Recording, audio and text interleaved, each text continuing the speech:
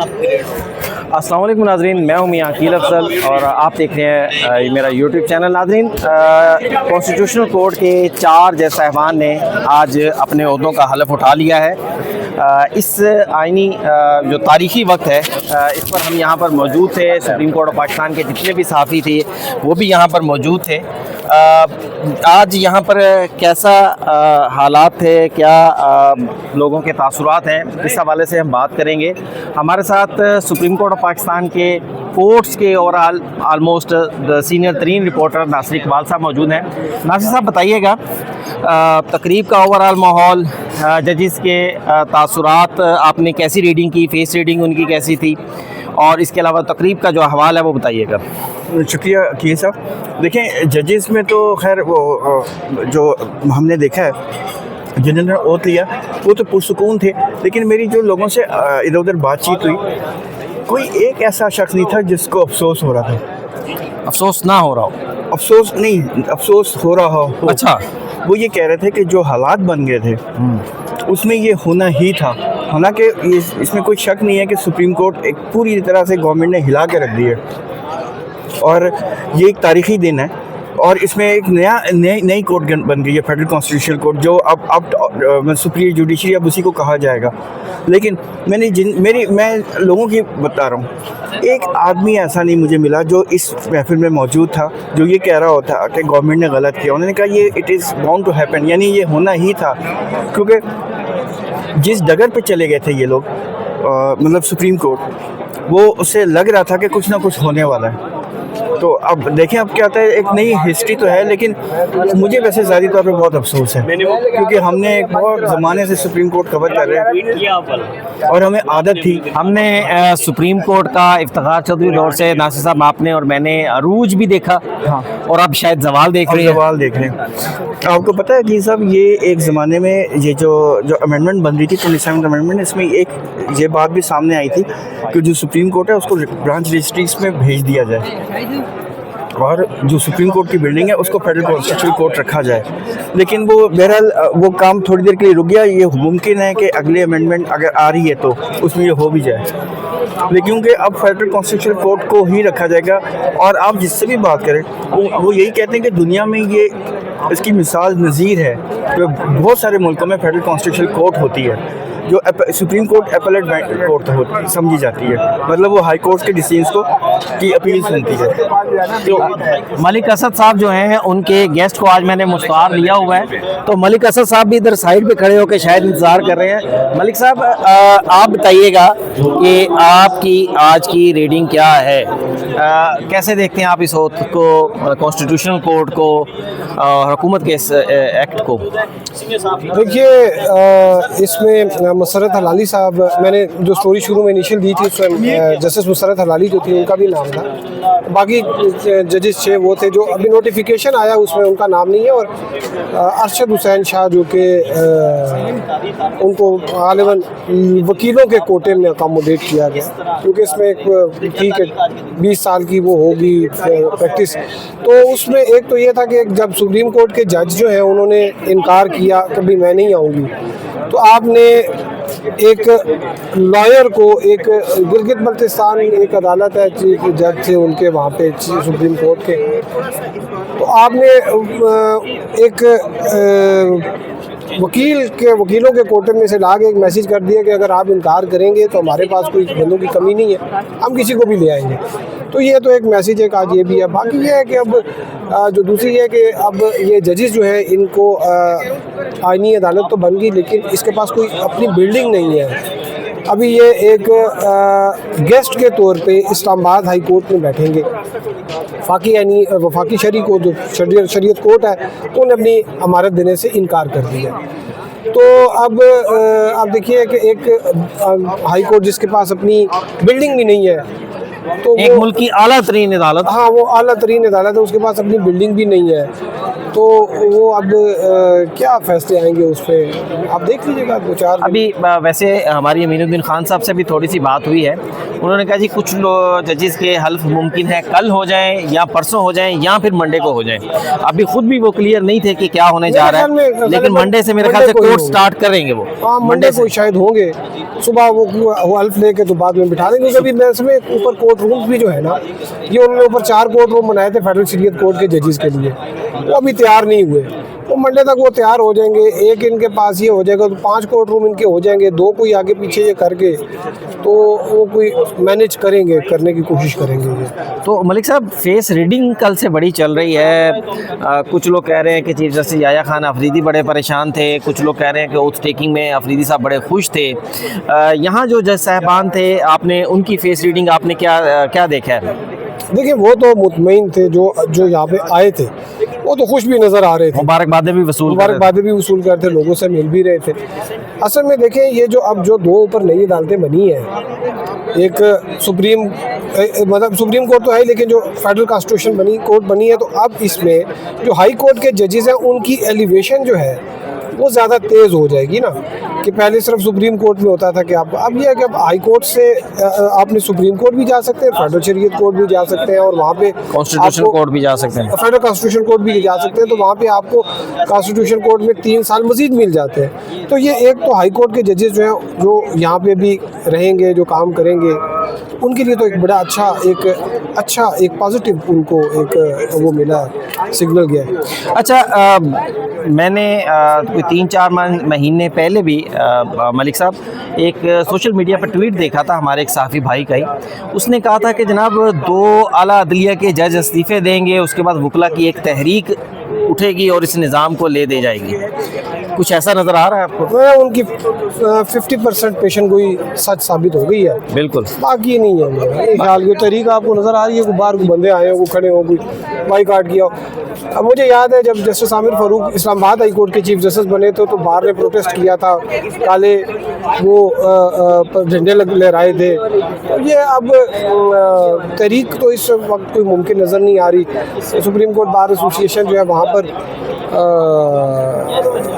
जो तारड़ और आज़म नज़ीर तारड़ और एहसन बून साहब जो है इनके का ग्रुप है, वो है। बार कौंसिल के अभी आगे इलेक्शन है, उसमें देखते हैं क्या होता है। लेकिन जो पाकिस्तान पंजाब बार कौंसिल के, वो उसमें भी अक्सरियत ही नहीं की है। तो तहरीक में जब तक आपको सपोर्ट ना हो तो आप कैसे चलेंगे? बार कौंसिल आपके साथ। बड़ा शुक्रिया मलिक साहब। अब मेरे ख्याल से आपने भी अपना व्लॉग करना है। तो नाज़रीन, ये आपने देखा supreme court of Pakistan, constitutional court जो कि इस वक्त हाई कोर्ट में बनाई गई है, वहाँ पर हलबर्दारी थी। 3 मुअज़्ज़ज़ जज साहबान जो कि तीनों का ताल्लुक़ सुप्रीम कोर्ट ऑफ पाकिस्तान से है। जस्टिस हसन अज़हर रिज़वी, जस्टिस अली बाकर नजफ़ी और जस्टिस आमिर फारूक। ये 3 जज साहबान एडिशनली तौर पर जो है वो कॉन्स्टिट्यूशन कोर्ट का हिस्सा बने हैं। ये मैं अपने अगर नाज़रीन को दिखा सकूँ, ये मेरे पीछे रेड कारपेट नज़र आ रहा है। ये रेड कारपेट जो है ये जज साहबान के आने के लिए बिछाया गया था। वैसे सुप्रीम कोर्ट में भी ऐसे रेड कारपेट की मिसाल शायद नहीं मिलती है, शायद कभी हमने नोटिस नहीं किया, लेकिन आज हमने रेड कारपेट नोटिस किया। यहाँ पर सुप्रीम कोर्ट ऑफ पाकिस्तान के बहुत सारे एम्प्लॉइज़ भी आए हुए थे इस ओथ टेकिंग में शामिल होने के लिए, और जजेस की फैमिलीज़ भी थी। जब हमारी उन एम्प्लॉय से भी बात हुई तो उनको पास भी कोई ज़्यादा तफसीलात नहीं थी। उन्होंने भी सिर्फ़ और सिर्फ यही कहा कि हमें कहा गया कि आप वहाँ पर चले जाएं, तो हम यहाँ पर आ गए हैं। अभी हमारे पास कोई मज़ीद तफसीलात नहीं है कि क्या होगा, कैसे होगा, कब से होगा। उन्होंने कहा कि ऐसी कोई तफसीलात नहीं है, आज कोशिश करेंगे कि कुछ चीज़ें सेटल डाउन हो जाएँ।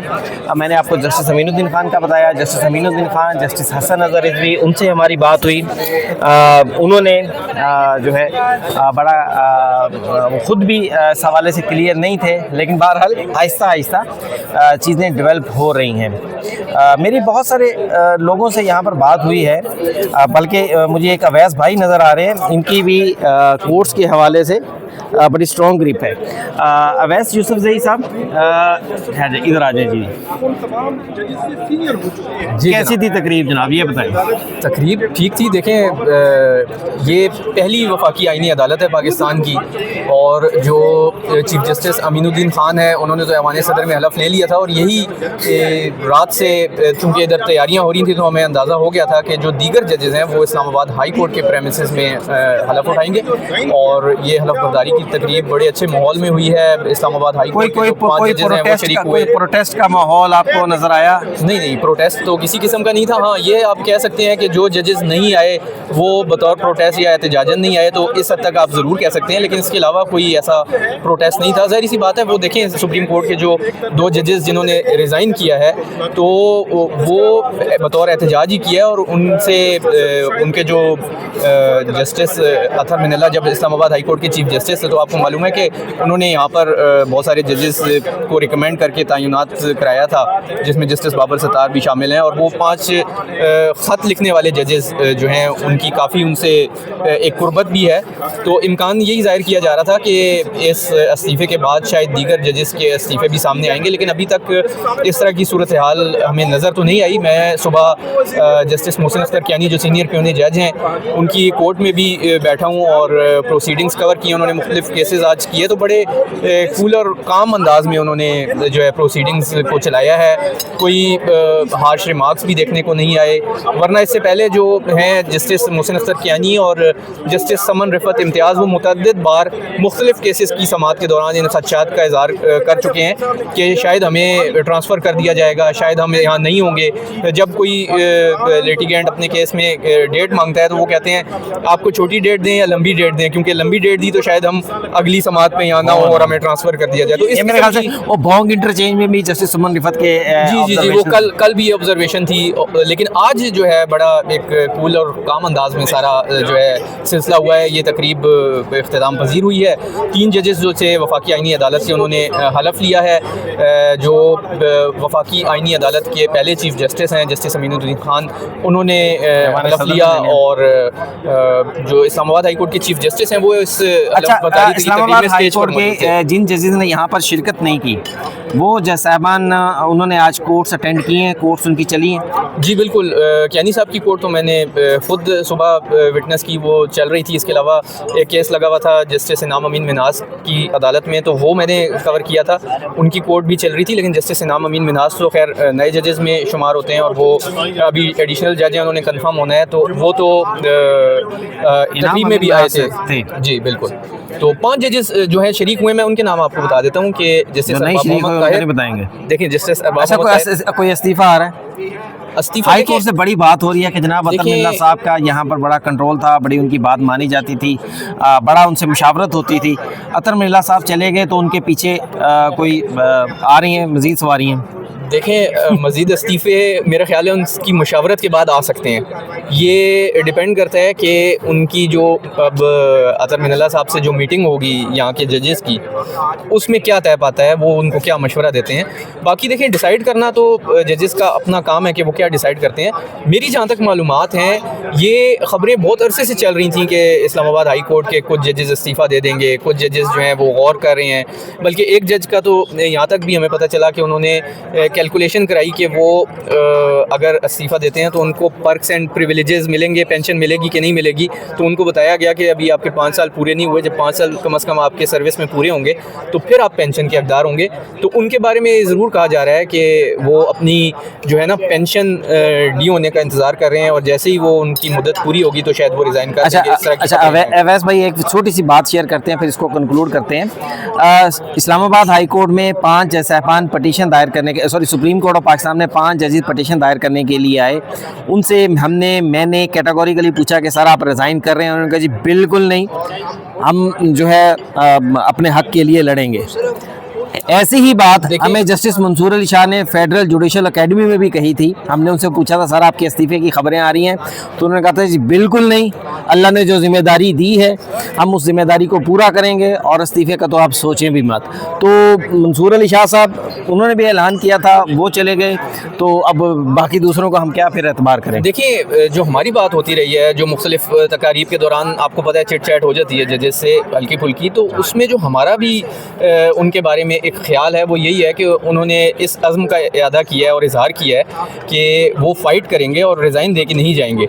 लेकिन अगर कोई हालात चेंज हो जाते हैं, अगर जिस तरह जस्टिस मंसूर अली शाह और जस्टिस अतर मिन्नल्लाह चले गए हैं, उनकी बात मानते हैं, वो इनको कहते हैं कि नहीं आप दें इस्तीफ़ा, तो फिर देखें सूरत हाल चेंज भी हो सकती है। लेकिन अभी तक की जो हमारी इन्फॉर्मेशन है वो यही है कि जजेस इस बात पर मुत्तफ़िक़ हैं कि उन्होंने फ़ाइट करनी है और अपने हकूक़ की जंग इधर रहते हुए लड़नी है। बेशक उन्हें ट्रांसफ़र कर दिया जाए, बेशक उनसे केसेस ले लिए जाएँ।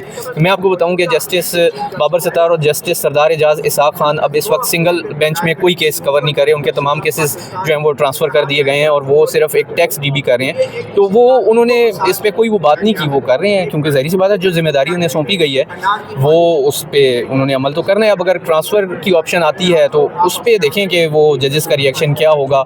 ये एक ज़रूर जो है ना सवाल अहम है। ये अभी चूँकि सामने बात आई नहीं है कि कौन जजेस ट्रांसफ़र होंगे, होते हैं नहीं होते, क्योंकि देखें अब प्रोविज़न आ गई है तो शायद इस तरह की कोई सूरत हाल बने, उस वक्त देखा जाएगा कि ये ट्रांसफ़र वाला जो है ना मामला कब आता है। बहुत शुक्रिया अवैस यूसुफज़ई। आपने नाज़रीन सुना अवैस यूसुफज़ई जिनका ताल्लुक जियो न्यूज़ से है। इस्लामाबाद हाई कोर्ट को बड़े अरसे से कवर कर रहे हैं।